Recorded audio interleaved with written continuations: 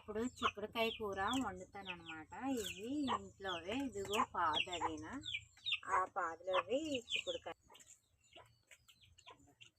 నల్లగానే పెద్ద పాదు వేసుకున్నాను, అమ్మడానికి కాదు.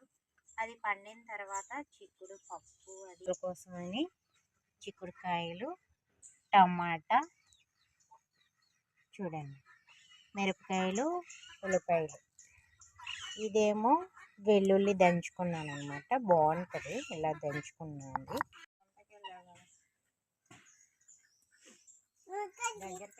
ఆయిల్ అయితే వేసుకున్నాను చిక్కుడుకాయల కోసం.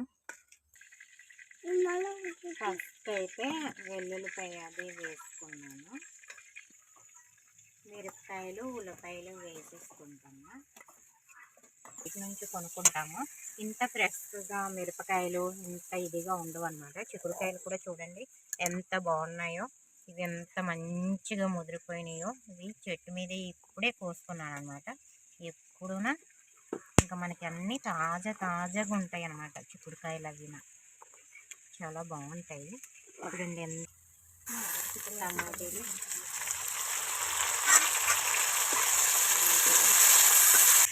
చిక్కుడుకాయ కూడా వేసేసి మగ్గనివ్వాలి.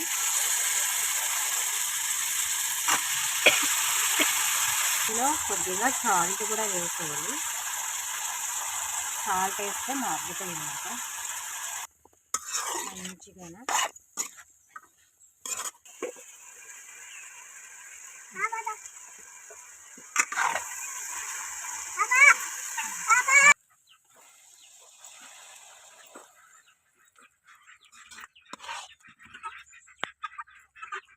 మంచిగా. మంచిగా ఉడుకుతుంది, మంచిగా ఉడుకుతుంది అన్నమాట.